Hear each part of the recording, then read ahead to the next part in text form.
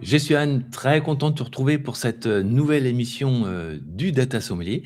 Alors on s'est croisés il y a quelque temps lors de la journée, TOSIT, organisée par, Florian Caringi. D'ailleurs j'en profite pour le saluer. Au fait, dans cette journée, il y a plusieurs éditeurs, plusieurs utilisateurs qui sont venus, pour parler de leurs projets, internes, data.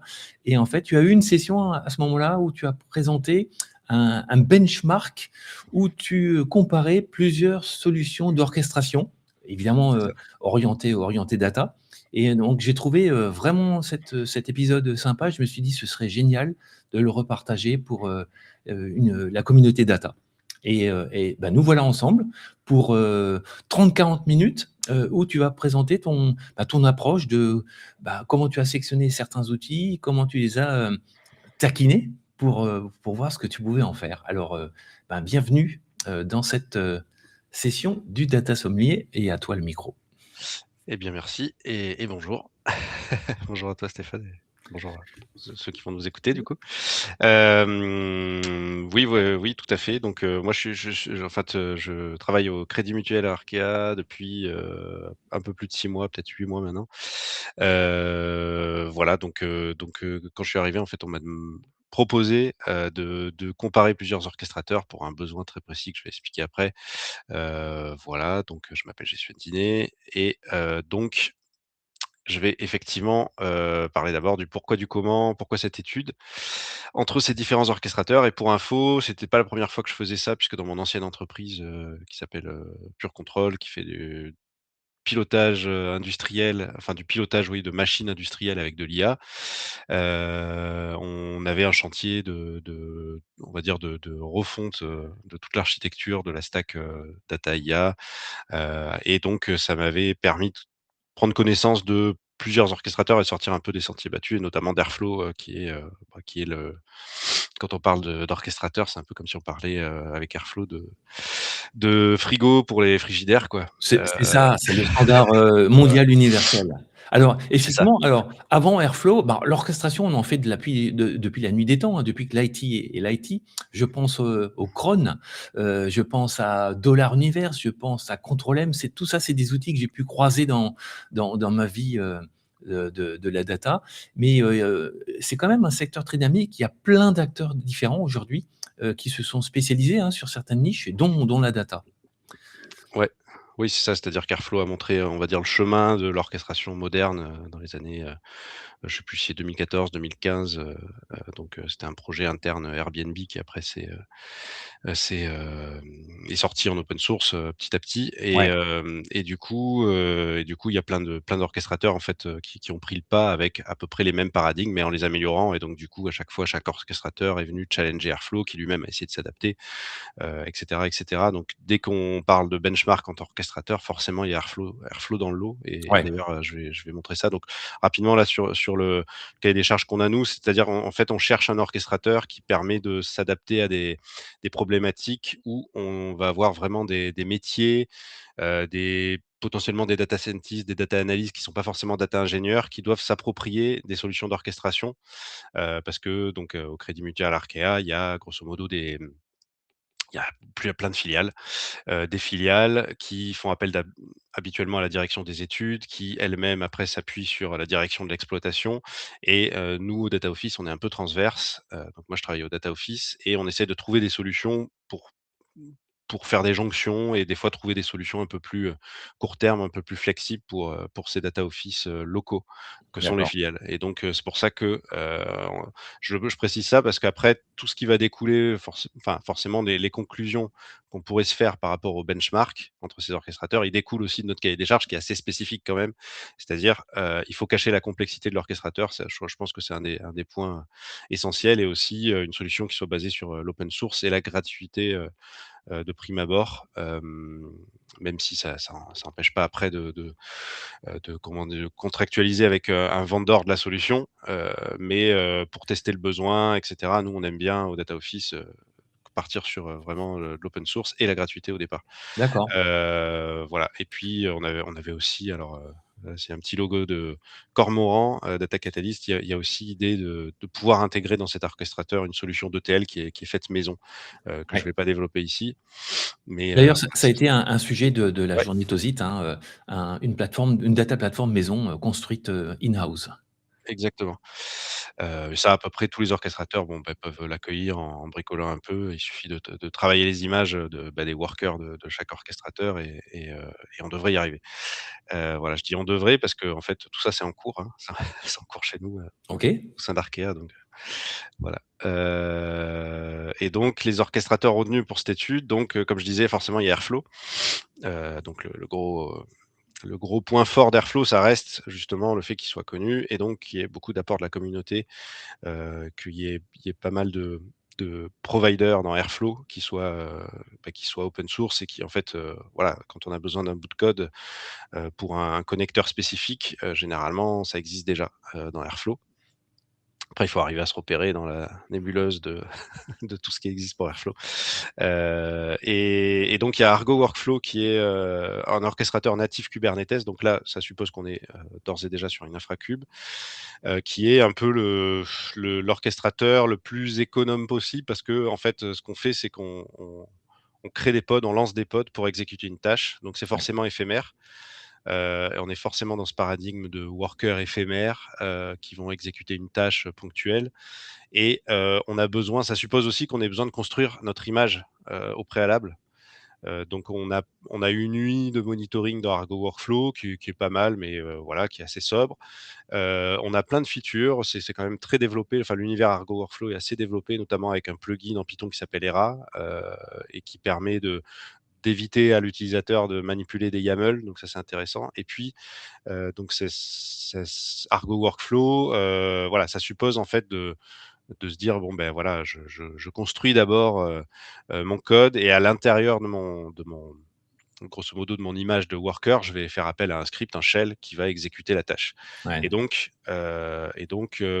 forcément, on l'a mis dedans, mais c'est un peu notre orchestrateur témoin, voir si on peut pas faire, mieux que ça aussi en termes d'UI, en termes d'interaction un peu avec les utilisateurs finalement. Et Windmill donc répond pas mal justement à ces enjeux-là puisque c'est un orchestrateur, je dirais semi low code avec enfin qui est doté d'une UI de design. C'est le seul là de ces orchestrateurs-là.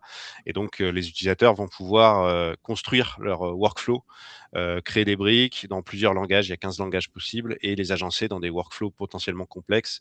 Et surtout, c'est un orchestrateur qui permet d'itérer assez rapidement, surtout en phase de dev, parce qu'on peut moquer la donnée, on peut tester son script, voir les entrées-sorties directement, dans les workflows aussi. C'est aussi un orchestrateur qui, je vais pas en parler trop après, parce que là on part vraiment l'aspect orchestration, mais c'est un orchestrateur qui va aussi sur le terrain dans un N8N potentiellement. Donc, on peut mettre des briques AI, agents et puis mettre des MCP serveurs, des tools et donc voilà. Et puis on a, de toute façon, il y a déjà eu, je crois, une ouais, présentation ouais, j'en ai fait une disponible émission aussi, avec Ruben, voilà, effectivement. qui était d'ailleurs présent au TOSIT aussi, cette année. Et puis, Temporal, donc qui est, l'orchestrateur, on va dire robuste, hein. Ça veut pas dire que les autres le sont pas, mais qui est connu pour sa robustesse, pour pouvoir faire des rejeux, de workflow potentiellement longs dans le temps. Et donc, c'est un peu un orchestrateur vraiment spécial, infra d'une certaine manière. Par exemple, OVH utilise Temporal pour, je ne sais plus si c'est pour la préemption des noms de domaine, et cetera, et cetera. Et donc, il est capable alors, il fonctionne vraiment en mode, on a quelque chose qui trigue, on a une API qui permet de lancer les workflows, sur un serveur qui est scalable mais central. Et après, on doit construire nous-mêmes les workers. Et donc, du coup, c'est un peu un orchestrateur en kit.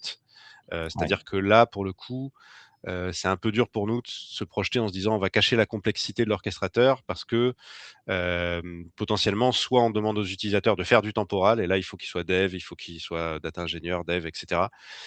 Si on veut cacher cette complexité-là, comme c'est un orchestrateur en kit, on va pouvoir construire plein de choses, mais ça va mettre du temps. Il y a ouais. du temps de dev derrière pour essayer de reconstruire une IHM, par exemple, qui permet aux utilisateurs de construire leur workflow ou de créer un langage, créer une grammaire d'orchestration et utiliser Temporal un peu en back-end de cette construction, quoi. D'accord. Alors, Heu, il y a quelques logos, il en manque, peut-être un, mais je pense que, c'est impossible de tester toutes les solutions. Je pensais c'est notamment, à Kestra. Kestra, je crois qu'il y a ouais, une mouture, open source. Après, il y a d'autres noms qui manquent, mais ces solutions sont peut-être pas open source. J'ai pensé à Daxter. Alors, ouais. c'est un projet plutôt américain. Je suis pas sûr qu'il soit open source, à vérifier, mais Il y a une solu enfin, il y a une version, community, alors je sais pas exactement open source, pas open source, mais, en tout cas community, ce qui est compliqué avec Daxter, c'est qu'on est obligé de l'héberger, sur le cloud en version payante au final. Donc je crois, hein, donc nous rapidement on a dû l'évincer, mais moi je voulais l'intégrer au départ parce que Daxter est aussi un orchestrateur, super intéressant. d'accord. Pareil, Daxter, il y a une grosse courbe d'apprentissage, hein, c'est un peu comme Airflow, peut-être en pire d'une certaine manière parce que Daxter vient avec tout son langage, les assets, et cetera. Donc on peut cacher la complexité de l'orchestrateur, il y a moyen de le faire, mais c'est un peu du bricolage, parce que j'avais déjà essayé dans mon ancienne entreprise. Et donc du coup, pour, utiliser Daxter, vaut mieux proposer aux utilisateurs de faire du Daxter et dans ce cas-là, ben, on se retrouve avec cette courbe d'apprentissage, et cetera. D'accord. Voilà, c'est pour ça que je disais, c'est quand même assez spécifique dans notre cahier des charges. On a toujours ce souci de se dire, il faut que les utilisateurs très peu initiés puissent utiliser l'orchestrateur. Ouais, Et d'accord. donc Ekestra, oui, qui est donc, je dirais entre Argo, Workflow, Temporal, en termes de paradigme. Et effectivement, à la suite de, par exemple, de la présentation du TOSIT, il y a France Travail on a échangé, ils nous ont enfin ils vont sans doute partir sur, peut-être sur une solution autour de Kestra parce que ça leur plaît bien et ça correspond pas mal à leurs besoins. Et effectivement, bah, en fait, selon le cahier des charges, en fait, il y a pas un orchestrateur qui répond à tous les besoins, et on pourrait en mettre plein. Là, si nous, on a pris cela, c'est justement pour pouvoir mettre en évidence qu'est-ce que ça fait si on se projette dans notre contexte à nous, in fine, les différences de paradigme des orchestrateurs sont plus importants que les orchestrateurs en eux-mêmes, quoi. Ouais, Ce que je d'accord. viens de raconter sur, les approches, finalement, c'est ça, quand on le pousse dans notre SI, et qu'on se pose un peu on va dire les bonnes questions et l'idée de l'étude, c'était d'arriver à soulever ces questions-là. Ça permet de se donner des points de comparaison et de se dire: «Bon, ben, OK, si on choisit ça, si on choisit cet orchestrateur-là, on va pas avoir cet aspect-là et si on choisit celui-là, on va pas avoir celui-ci». Voilà, et c'est vraiment lié au paradigme qu'il y a Ouais, derrière chaque d'accord. orchestrateur D'accord, ouais. qu'on va aussi, peut-être lister, mais très rapidement.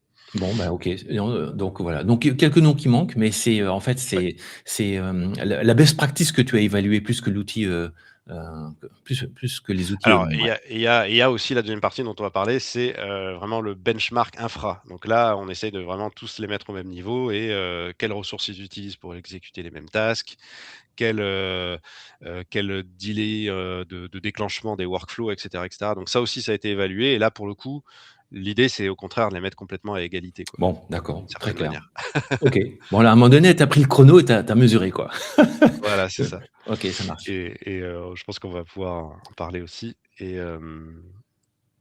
donc 4 éléments de comparaison. Donc comment comparer justement des chaussettes et des patates? Parce que là, on est vraiment dans des paradigmes différents et donc en fait, c'est plus des éléments à regarder, qui peuvent être intéressants. C'est-à-dire est-ce que, ils ont plutôt un paradigme de worker, permanent ou pas? Alors je vais passer de toute façon alors je passe sur la notion peut-être de DAG.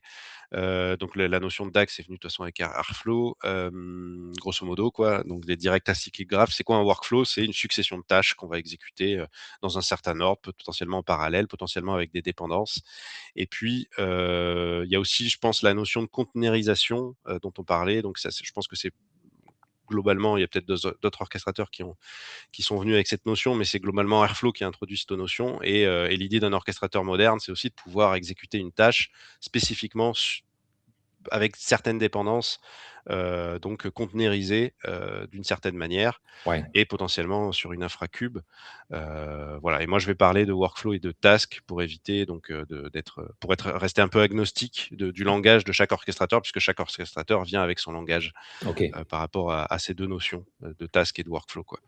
Et donc, comme je disais, on a alors il y a petit souci de mise en page, mais voilà, on a des, workers, des services qui sont permanents forcément, donc le serveur, web UI, et cetera. Et puis on a des workers qui, eux, peuvent être permanents ou éphémères. Et donc, premier point, c'est de se situer par rapport à ça, parce que si on veut exécuter, des tâches, tous les jours, une fois par jour, qu'à minuit, même si et qu'on en a que quelques-unes en parallèle et cetera, on va peut-être plutôt privilégier un paradigme d'orchestrateur, éphémère, donc potentiellement Argo Workflow, Airflow. Si par contre on a vraiment, je parlais d'OVH tout à l'heure avec, les réservations de nom de domaine, bon, bah, ils ont peut-être 4000, 5000 calls à la seconde, en parallèle, j'en sais rien. Et il faut que chacun de ces workflows, ait un résultat au final. Bon, ben là, on va plutôt partir sur des workers permanents qui sont up tout le temps pour traiter toutes ces tâches. Voilà, Ouais, c'est d'accord. et donc déjà là, on a, généralement les orchestrateurs peuvent faire les 2, c'est-à-dire Airflow peut faire les 2 par exemple, mais on a quand même un paradigme, comment, par exemple Windmill et Temporal sont vraiment orientés, worker permanent. Ils sont sur D'accord. la rapidité d'exécution, le traitement de la tâche, de plein de tâches en parallèle et la scalabilité de tout ça. Si on veut, shunter les workers quand ils travaillent pas pour faire des économies, on va utiliser Keda sur une infra Kubernetes, par exemple, pour faire de l'autoscaling à 0. Mais c'est pas forcément judicieux déjà, et puis enfin ça dépend vraiment de la fréquence de nos tâches quoi, tout simplement. Et donc déjà on a des distinctions, chez les orchestrateurs par rapport à ça. Nous, ce qui est important aussi pour une grosse entreprise, c'est l'aspect multitenante, c'est-à-dire est-ce que plusieurs équipes, bon, ben, quand ils utilisent l'orchestrateur, ils voient les mêmes choses et surtout, est-ce que leur environnement d'exécution est le même? Et donc, ce qu'on veut faire au départ, c'est déjà au moins isoler, déjà peut-être visuellement, les choses, ne serait-ce que pour se repérer. Et puis on peut se dire, dans le meilleur des mondes, ce qu'on aimerait, c'est qu'en fait les services permanents, ils soient mutualisés complètement, mais Ouais. que chaque équipe travaille indépendamment dans chaque, compartiment pour l'exécution des workers. Ça évite, potentiellement pour des enjeux de sécurité, puis aussi de performance, c'est-à-dire, éviter des effets de bord, enfin des effets de perturbation, on va dire, d'un d'un environnement à l'autre. Et puis aussi, par exemple sur une infracube, ben, on va charger des secrets potentiellement dans les workers, on va monter des secrets et cetera. Donc c'est voilà, là aussi on est sur l'aspect sécurité et ça en fait, ça, bah, potentiellement ce qu'on voit là, c'est pas forcément commun à beaucoup d'orchestrateurs en version gratuite open source. C'est-à-dire que Ouais. généralement ça, c'est une feature payante des orchestrateurs, l'aspect multitenante. Ouais, d'accord. Et là, par exemple, à part Temporal où on peut construire quelque chose et Argo Workflow parmi nos orchestrateurs, c'est un peu compliqué de faire ça. Par exemple, Windmill, on va être obligé en version gratuite open source de déployer une instance par équipe. Mais ça va parce que Windmill, c'est léger. Mais si on fait ça avec Airflow, donc là, c'est là où on se projette avec Airflow. Si on commence à isoler donc totalement des environnements avec Airflow, Airflow, bon, je spoil un peu, mais il est connu pour être une usine à gaz. Il y a beaucoup, beaucoup, beaucoup de services permanents qui sont up en permanence et heu et donc du coup, si on fait ça et qu'on a 2 équipes par exemple et que chacun a un service entier Airflow qui est déployé, on se retrouve donc avec 2 usines à gaz côte à côte et donc là on peut se demander, heu, comme je disais, le vendor généralement de la solution, que ça soit, GCP, que ça soit Astronomer, pour Airflow, qui est le vendeur un peu spécialisé d'Airflow.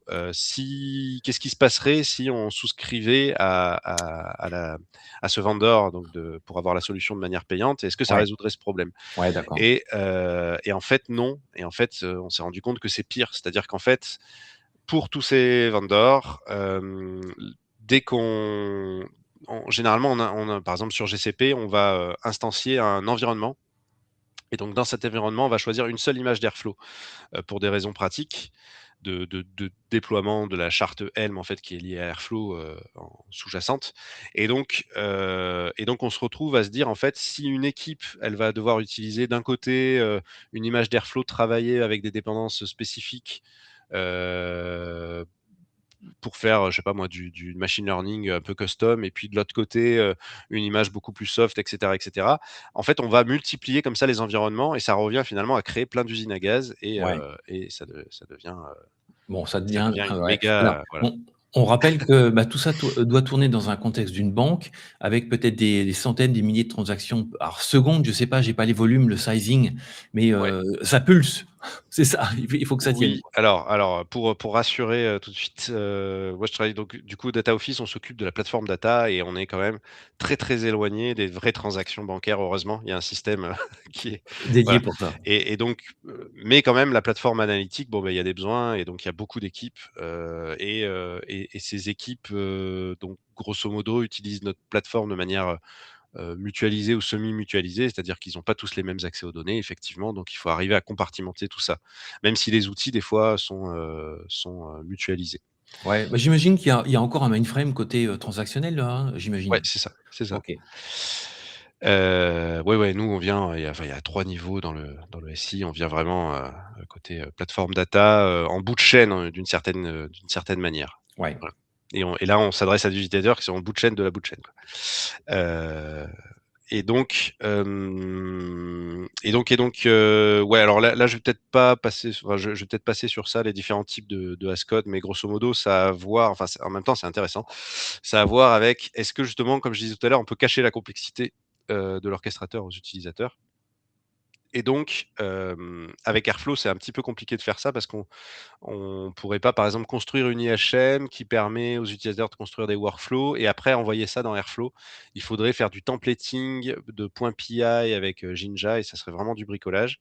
Alors qu'il y a des orchestrateurs comme Daxter justement, dont on parlait tout à l'heure, je l'ai quand même mis là. Je crois que j'ai mis, ah non, c'est pas le logo de Kestra, c'est le logo de Prefect. Tous Préfet. les orchestrateurs vraiment full as code où en gros on décore, nos tasks, quand on construit nos workflows. Finalement, comme c'est de la programmation orientée objet, on va toujours pouvoir se débrouiller finalement pour trouver une solution et pour, potentiellement loader de manière dynamique la Ouais, d'accord, grammaire du workflow de l'utilisateur d'accord. dans l'orchestrateur. Donc c'est déjà un avantage et puis on a un hors catégorie, c'est Windmill parce qu'il a déjà une unit design, donc on n'a pas besoin de faire ça et puis bon, ça marcherait pas parce que, Windmill est de toute façon, complètement déclaratif. Donc c'est ça qui est bien aussi en même temps dans Windmill, c'est-à-dire que quand on prend notre base de code qu'on a construite dans notre unit design et qu'on fait un Windmill sync, pull, on va se retrouver en fait avec une base de code très claire où on a, nos scripts, .py, .java et cetera, puisque ça peut être dans plusieurs langages et les scripts sont, complètement agnostiques du langage de l'orchestrateur. Donc déjà, Ouais, même pour d'accord, des histoires de migration, ça peut être intéressant et puis voilà et on sort de la scope un petit peu de load, dynamique. C'est pour ça qu'il y a une d'accord. croix ici pour Ah, Winmin. de Ouais, mémoire, Windmill est construit, développé en Rust, ouais, si je me rappelle bien et ouais, donc c'est ça. il y a aussi une idée de performance derrière tout Oui, ça ouais, ouais, ouais, et tu tout à tu vas fait, l'aborder d'ailleurs dans les prochains slides. tout à fait. Et donc, comme je disais un peu depuis le début, on a, la plupart des orchestrateurs qui ont une UI de monitoring et nous, là, dans notre benchmark, on a, choisi un orchestrateur pour son UI de design, qui est intéressante aussi parce que contrairement aussi à des orchestrateurs où on n'a pas trop la main, où on agence des briques sans avoir trop la main, dans Windmill, on a aussi la main sur le code, quoi. Et donc voilà, après là, je vais pas rentrer dans tous les points, mais grosso modo, on a des tableaux qui permettent de mettre en évidence, point par point, bah, ce cette comparaison et donc on voit qu'Airflow surtout, c'est surtout ça qui est à retenir. C'est un peu le but, hein, on balance sur Airflow, alors qu'il a plein de qualités, mais Ouais, c'est un peu le but d'un benchmark d'orchestrateur, c'est de se comparer, à la solution lead du marché et donc effectivement, Windmill est quand même enfin propose quand même, enfin marque beaucoup de points par rapport à ses concurrents. Argo Workflow, évidemment, bah, son avantage, ça va être on va le voir, ça va être les aspects infra et puis avec, comme je disais, le package Python ERA, on arrive à retrouver des points avec, Argo Workflow qu'on n'aurait pas sur tout ce qui est UI, fonctionnalité, avancée de l'utilisateur, mais de manière user friendly quoi. Et avec Temporal, à chaque fois, j'ai mis des petits panneaux de chantier parce que justement, on peut retrouver ces points, mais charge aux développeurs bah, de développer quelque chose en amont de Temporal d'accord, pour retrouver ces points un peu qui concernent bah, les features utilisateurs et pour qu'elles soient user friendly dans une IHM dédiée quoi. Voilà et donc benchmark de Metric Infa, donc c'est là qu'on voit ce qu'ils ont dans le ventre. Donc ça, c'est des extraits de différents scénarios. Donc tout ça, ça a été exécuté en local parce que pour l'instant, on n'avait pas de cluster Kubernetes pour ce projet-là à disposition. Et donc le premier des scénarios de benchmark. Donc à chaque fois, on regarde les ressources, déjà en premier lieu, et le premier des scénarios, c'est rien, quoi. C'est-à-dire, qu'est-ce qui se passe quand mes orchestrateurs sont déployés D'accord. tout seuls, parce que ça a été ça pour moi la difficulté, ça a été d'éviter tous les effets de bord possibles, et donc d'isoler notamment les CPU pour les workers. Et ça, bon, ben, je sais pas si j'y reviendrai, mais je m'y suis repris à 4 fois, et donc à chaque fois, ça a été 4 fois des dizaines et des dizaines et des dizaines d'heures pour récolter les résultats sur chaque orchestrateur. Et dès qu'il y a quelque chose qui fait que finalement on n'est plus équitable envers les orchestrateurs, parce qu'il y a un problème sur, par exemple, l'isolation des CPU pour les workers, j'ai dû tout refaire, quoi. Parce Ouais, que parce que sinon il y avait une inégalité dans l'air. Donc évidemment, voilà. Et donc l'avantage de ce projet-là, là je parle vraiment du projet Benchmark Infra en tant que tel, c'est de donner un protocole finalement assez unifié et un mode de déploiement assez unifié, pour que même on puisse intégrer d'autres orchestrateurs derrière. d'accord. Justement, on parlait de Kestra tout à l'heure. Euh, on parlait, enfin, on peut utiliser un petit peu la même base pour déployer, du moment qu'on a une charte Helm de cet orchestrateur-là et qu'on peut la travailler un peu pour pouvoir exposer des métriques custom, etc. L'idée, c'était de pouvoir avoir voilà, quelque chose de standardisé, quoi, et des scénarios aussi, des protocoles standardisés pour pouvoir comparer ces orchestrateurs. Et D'accord. donc, Donc là, tu mesures la charge à vide, en fait, hein, ouais, simplement le produit installé qui fait rien, en fait, qui est juste là, en fait. ouais, c'est ça, OK. c'est ça. Et donc là, déjà, on voit qu'il y a des différences quand même d'utilisation de ressources, et donc on voit qu'Airflow, c'est pas une légende, c'est quand même, par rapport à d'autres orchestrateurs modernes, quand même un peu une usine à gaz. On voit la part surtout de services permanents. Donc voilà, là c'est la dernière version où j'ai intégré aussi ça je l'avais pas fait Autosite encore, c'est-à-dire vraiment la partie cube Ouais, native. d'accord. Ça permet de voir, parce que Argo Workflow, d'une certaine manière, triche un peu avec les ressources, parce que comme c'est du full Kubernetes, la charge, elle est un peu diluée dans l'infracube en elle-même, quoi. Donc c'est pour ça D'accord. que j'ai voulu la rajouter. Au final, ça varie, ça change pas grand-chose. Il n'y a pas un énorme pic pour Argo Workflow violet là sur le schéma. Surtout quand il y a pas de worker là, puisque du coup là pour le coup, on est en variante worker up. Ça veut dire qu'en fait, donc bon, je vais pas rentrer dans le détail de tous les scénarios, mais il y a encore des scénarios à écrire. Ce sont les scénarios C que je n'ai pas fait, où on a des workers complètement éphémères. Et donc tout à l'heure je parlais de Keda. Bon, ça supposerait d'auto-scaler à 0, windmill et temporal avec Keda. Et ça, j'ai pas eu le temps encore de le faire bien. Et donc Argo Workflow, c'est un peu biaisé, parce qu'on peut regarder les ressources, mais après on va regarder les temps de délai des workflows, etc. Et Argo Workflow forcément est un peu la traîne, parce que lui il est en mode pod éphémère, alors que les autres ils ont des workers qui sont déjà up. Donc il y Ouais, a un cold d'accord. start qu'on n'a pas, quoi. D'accord, Voilà. d'accord. Bon, ça Mais donne une première idée, hein, une première voilà, empreinte de c'est ça, comment le produit tourne, à vide. Mais c'est un point de départ, hein, je pense que c'est ça. ça paraît naturel de passer par là. OK. C'est ça. Donc après, on a plusieurs scénarios où on a des tâches CPU intensives. Donc là, j'ai pris l'exemple du scénario 1 4x4. Ça veut dire quoi? Ça veut dire qu'on a 4 4 workflows en parallèle qui exécutent 4 fois la même tâche. Donc 16 tâches finalement parallélisées, mais avec à chaque fois une dépendance dans chaque workflow, et déclenchées toutes les 5 minutes pendant 30 minutes pour garder un protocole clair. Donc il y a pas de trigger, et cetera, parce que dans les orchestrateurs modernes, généralement, on peut trigger d'une autre manière les workflows, mais là, c'est des schedules, et donc adressés à 4 workers. Et donc là, finalement, on voit que les ressources, on retrouve à peu près les mêmes choses. Il y a un petit pic de CPU moyen pour temporal que j'arriverai pas à expliquer là tout de suite. Et temporal, c'est assez variable. Enfin, voilà, il y a quand même des métriques assez variables.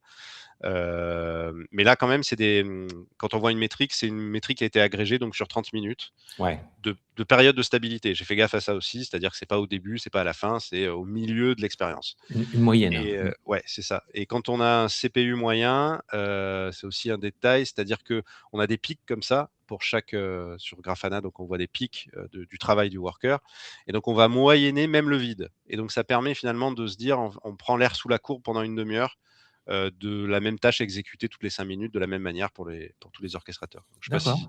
tu vois ce que je veux Non, dire? mais C'est une manière d'agréger finalement le résultat, en incluant les périodes d'absence. Donc si un worker travaille vite, peut-être il va avoir un meilleur résultat qu'un worker qui utilise peu de CPU, mais qui va mettre beaucoup de temps à réaliser la tâche. Voilà. D'accord. Là, tu parles de tasks CPU intensive. Alors, qu'est-ce que tu y mets derrière? Alors c'est une approximation de pi, ouais, j'ai pas expliqué. C'est une approximation de pi par la méthode de Monte-Carlo. Bon, c'est un truc standard quoi pour, ouais, de assez standard dans la littérature pour qu'il y ait du CPU quoi qui travaille quoi. D'accord. OK, d'accord. Voilà, donc la même approximation pour tous les workers et puis on a aussi l'aspect, daily, donc le worker starting daily max, c'est-à-dire le temps, maximum constaté parmi tous nos déclenchements, quel est le workflow qui a mis le plus de temps à se déclencher? Donc c'est un peu l'outsider quoi, et on repère son temps, combien de temps il a mis. Donc là, par exemple, Airflow, il y a un des workflows qui a mis 140 secondes à se déclencher, ce qui est pas rien. Voilà. Après, c'est lié aussi à mon infra qui est en fait mon ordinateur. Donc Ouais, bien sûr. Airflow a du mal voilà, mais c'est aussi forcément lié. C'est-à-dire qu'Airflow a du mal à être déployé sur un ordinateur en local. J'ai pourtant 32 gigas de RAM, et 16 non, oui 16 CPU, et Airflow a déjà du mal. Bon, Et il lui donc faut un peu plus de place. voilà, c'est ça. Et donc, mais ça explique aussi les temps après, les mauvais temps, potentiellement sur le déclenchement des workflows et cetera. Et donc on a aussi la task execution time. Voilà, c'est tout simplement, le temps moyen d'exécution d'une tâche CPU intensive.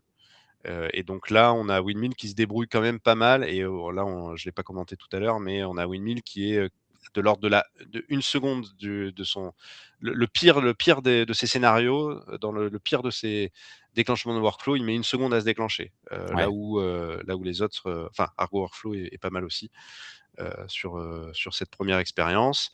Et donc après, on a toute une série de scénarios. Donc là, j'ai pris un exemple aussi, plutôt monde réel.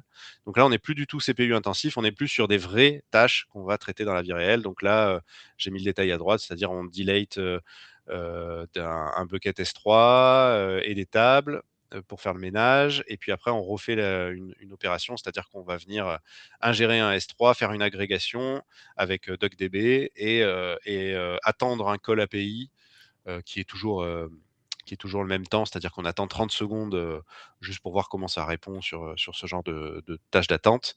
Et puis on va ensuite, en gros, comment transformer le résultat et puis le mettre dans une base Postgre, quoi.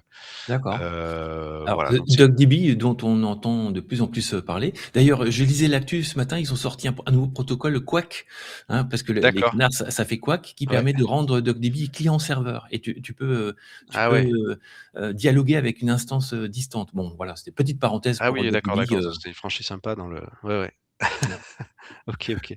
Oui, parce que c'est vrai que DuckDB est très orienté local, tout en ouais, in-memory et cetera et cetera. exact. Heu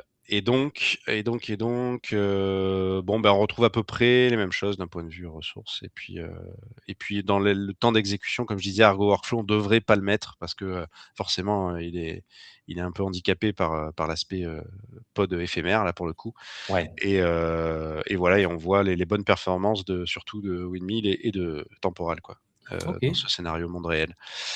Et là, dernier scénario, ça c'est le scénario de stress. Donc, c'est-à-dire que on demande l'exécution de 12 tâches en parallèle, de 12 workflows en parallèle, mais on n'a que 4 workers. Et donc, là, toute la difficulté pour moi, ça a été vraiment de contraindre les orchestrateurs à ne traiter que chaque worker, qu'un seul workflow, et de pas traiter 2 workflows à la fois, et surtout de traiter tout le même de bout en bout.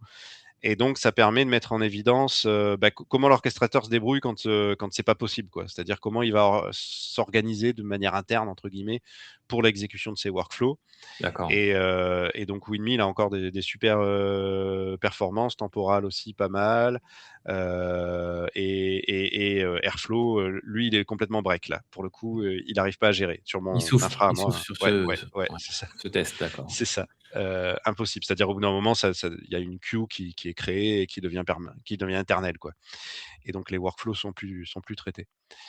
Voilà et donc tout ça là, toute la partie benchmark, c'était un peu un side project, on va dire, donc vous pouvez le retrouver sur Git et il est public et comme je disais, c'est aussi un appel à contribution. Ça permet de venir prendre ce protocole et Potentiellement, on peut s'amuser avec déjà les orchestrateurs qu'il y a dessus. C'est un peu aussi un mode sandbox. Ça permet aussi de déployer l'orchestrateur, de voir les métriques et tout ça. Et puis, parce qu'il y a toute la stack d'observabilité, hein, c'est sur ça que j'ai passé le plus de temps finalement, c'est créer les dashboards, créer la stack d'observabilité, comment faire dialoguer tout ça. Et c'est aussi l'occasion, pourquoi pas, de venir contribuer, rajouter d'autres orchestrateurs finalement avec le même protocole pour pouvoir les Ouais. comparer. Ouais, c'est ça que j'ai trouvé aussi cette initiative, très sympa, c'est que, OK, il y a la méthodologie, mais que tu partages et que qu'on peut venir enrichir si besoin. Tout est sur ce GitHub-là, donc bravo pour ça, c'est chouette, vraiment.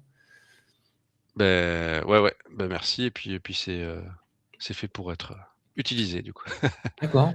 Voilà. Alors, je sais que tu avais prévu aussi de montrer un peu le GitHub, c'est le moment de switcher Ouais. sur, le GitHub. Alors, hop, je switch sur la scène, voilà. Ah, voilà, super. Tac. Alors attends, je nous fais disparaître, comme ça on est en full screen. OK. Oui, donc voilà, j'ai essayé au mieux de documenter tout ça. Donc on a une petite page d'accueil, finalement qui reprend un peu tous les éléments que dont je viens de parler pour, l'orchestrateur de métriques et grosso modo pour essayer d'expliquer, rapidement le principe. Par exemple pour les tâches, CPU intensives, c'est un peu particulier. C'est-à-dire qu'en fait, on a un espèce de nœud, enfin de package Python, ici qui est unique pour tous les orchestrateurs, qui est assez rudimentaire. Donc si je prends par exemple, ça c'est les tâches monde réel, mais si je prends la tâche Monte Carlo, donc CPU intensive, bon il y a des pushes de métriques et cetera pour Meteus, mais on a une seule fonction qui est quand même assez rudimentaire qui est là, qui est donc la tâche dont je parlais, la tâche de l'approximation de Monte Carlo. On voit que c'est quand même assez court, que c'est quand même assez rapide. Et puis c'est plutôt tout ce qu'il y a autour qui a pris du temps. Et donc, au moins, on s'assure qu'en fait, on a le même script Python qui exécute cette tâche pour tous les workers. Mais OK, petite subtilité, c'est que comme il y a Argo Workflow dans le lot, Argo Workflow, lui, il a besoin de déclencher, on a besoin d'uniformiser, de standardiser notre manière de déclencher le script. Donc finalement, j'ai choisi d'avoir un wrapper shell qui déclenche le script Python. Et donc on se retrouve finalement, par exemple, dans Temporal, à coder en Python des tasks d'orchestrateur qui vont déclencher un shell, qui vont exécuter du Python. C'est un peu bête, on ne ferait pas ça dans la vraie vie, ouais, mais mais bon, c'est c'est c'est c'est c'est la, c'est la méthodo, c'est comme c'est ça la méthode. et tu C'est ça, l'appliques pour tous les orchestrateurs. Donc c'est ça l'intérêt, exactement. puis Donc on a, ouais. la méthodologie est déclarée et partagée, ici. C'est ça D'accord. et puis ça permet de s'assurer que voilà, quand on va construire nos images de workers pour le coup, donc si je prends par exemple, Temporal justement, heu et bien après on va de manière différente forcément pour chaque orchestrateur construire notre image de worker qui va intégrer, ce package Python à l'intérieur du worker pour qu'on puisse l'appeler, avec un shell script quoi, grosso modo, hein, D'accord. pour expliquer le principe général. Et puis toute la difficulté ensuite, c'est de naviguer. Alors c'était super intéressant à faire au final parce que ça m'a permis de rentrer dans les détails de chaque orchestrateur et donc par exemple si je prends, Temporal, qui est comme je disais un orchestrateur en kit, voilà, on va retrouver notre bash activities là, voilà, bash activities qui permet de lancer notre script de Monte Carlo. Et là, on est vraiment dans le langage de Temporal, c'est-à-dire qu'on a nos décorations de tasks, nos décorations d'activities et hem donc par exemple, pour donner un exemple sur Temporal, donc la difficulté, moi, ma grosse difficulté, ça a été d'isoler les CPU, comme je disais et à un moment donné, je me suis aperçu, que Temporal alors j'avais fait déjà tous les 3 autres orchestrateurs, j'avais passé je sais pas, peut-être une quarantaine d'heures en somme, parce qu'il faut à peu près 10-20 heures sur chaque orchestrateur pour faire jouer tous les scénarios. Et là, je lance Temporal et je m'aperçois que quand je lance 4 workflows en parallèle, et ben potentiellement, de manière assez aléatoire, il va décider qu'un worker sur les 4 va traiter les 4. Et du coup, ça met un temps énorme parce qu'il va traiter le premier, le deuxième, le troisième, et les autres ne travaillent pas. Et je Ouais. me suis dit: «Mais mince» et en fait, c'est vraiment dans le paradigme de Temporal, on peut maîtriser de la concurrency à plein de niveaux, mais pas sur vraiment comment l'orchestrateur va s'organiser d'une certaine manière, de manière générale, pour dire: «Je traite un workflow avec des tâches de bout en bout à l'intérieur et je veux le dédier». Donc en fait, ce que j'ai dû faire, c'est que j'ai dû recréer, 4 queues dans Temporal pour qu'ils aient des queues différentes et qu'ils attendent chacun une queue différente et voilà. Donc c'est des Bon. petits détails, mais qui prennent du temps Ouais, et et c'est ce qui peut faire ou défaire un produit d'ailleurs, hein, c'est l'utiliser, finement, selon ses spécificités, hein. c'est ça et oui, oui, oui, tout à fait, tout à fait. Et donc et voilà et par exemple dans Temporal aussi, bah, il faut que l'utilisateur de ce repo, de benchmark, il puisse utiliser de manière un peu standardisée des schedules que j'ai préconstruits et il y a rien dans Temporal pour le faire. On peut dans l'UI créer des schedules, mais du coup, j'ai dû tout créer tout un système avec des JSON et on a des jobs, cubes natifs qui viennent en fait, lire cette définition pour pouvoir communiquer avec l'API de Temporal, voilà. Donc il y a plein de petits détails comme ça qui sont assez voilà, où j'ai dû ruser, trouver des petites bricoles qui permettent de standardiser finalement l'ensemble. Parce que des fois, il nous manque une feature sur un des orchestrateurs qu'on a dans d'autres et cetera donc Ouais, bah, c'est c'est pas simple, hein, d'harmoniser tout ça, d'avoir un test, générique qui fonctionnerait pour tout le monde. Donc, ouais. voilà, superbe initiative, bah, tu as partagé tout ça sur un GitHub là qui est, accessible et donc, les tests, on peut ouvrir le capot et regarder comment tu as fait, en fait. Ouais, tout à fait et notamment, et aussi contredire contredire la méthode, c'est ça qui peut Bah, être bien sûr, intéressant aussi bien sûr. et venir avec, d'autres éléments et pointer aussi des manquements. Bah, par exemple, voilà, donc petite anecdote, donc Autozid, comme il y avait du coup Ruben, qui était là pour Windmill, bah, à la fin de la présentation, il y avait un c'est vrai que dans les schémas que j'ai montrés, ils ont été corrigés depuis, mais il y avait un petit pic d'exécution de tâches Alors, je pour je Windmill. reviens sur ta présentation, voilà. Ouais, c'est ça, c'était je sais plus, je crois que c'était sur celui-ci. Voilà, il y avait un petit pic d'exécution pour Windmill sur le traitement de la tâche CPU intensive. Il m'a dit: «C'est pas normal, normalement, nous, on a fait dans Windmill, on a tout fait pour qu'il y ait vraiment le moins de call, possible, API, qu'il y ait juste quelques métriques qui sortent du worker et puis c'est tout et normalement, on lance le script de manière, complètement native» et moi, je leur ai dit: «Mais oui, mais comme moi, j'ai le bash shell script, c'est peut-être ça qui explique» et en fait, c'était même pas ça. C'était que c'est assez dur finalement d'isoler des CPU en local avec Kind, sur son poste en local et j'ai trouvé une config à un moment donné dans Kubernetes et en fait ça venait de là. C'est-à-dire on Ouais. peut rendre les CPU, complètement, statiques et vraiment, mapper un CPU de son ordinateur à un worker, mais il faut faire une petite manip, c'est une espèce de petit hack à l'intérieur des confs de Kubelet, dans Kubernetes et là, tout de suite, la vérité est apparue et effectivement, il y avait un problème, dans le benchmark par rapport à ça, quoi. Donc c'est Ouais, chaque effectivement. petit détail, compte, quoi.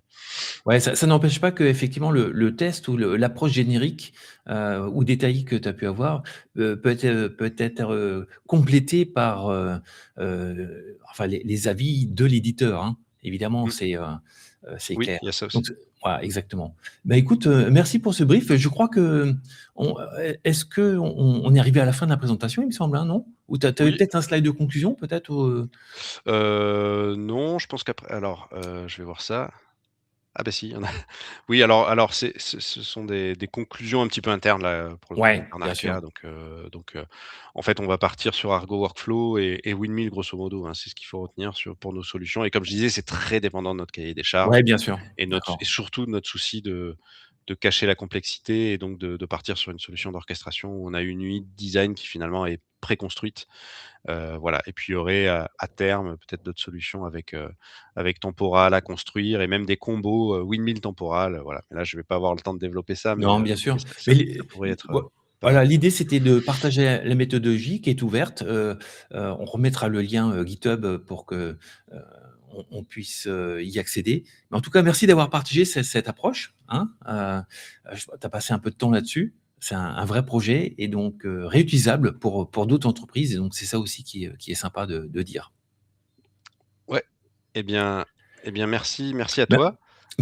merci à toi et puis, ben, curieux de voir un peu d'ici, allez, une petite année, comment justement les outils sélectionnés se comportent et voir si, heu, avec l'utilisation régulière de ces outils, tu vas finalement, tu aurais pu changer ta méthodologie d'approche de test. Est-ce qu'il y a des petites choses à rajouter ou Ouais, pas, tu vois? Ça, tu le sauras dans quelques mois, en fait. voilà, bah, oui, c'est ça. Bah, oui, oui, parce que là, ce qui manque là sur tout ça, c'est déjà aussi de reproduire ce benchmark en infraréel Ouais, et c'est ça. j'espère qu'on aura le temps de le faire, en parallèle évidemment de tout ce qu'il y a à faire, ne serait-ce que pour adresser les besoins Bon, bah, en tout pour cas, chaque entreprise.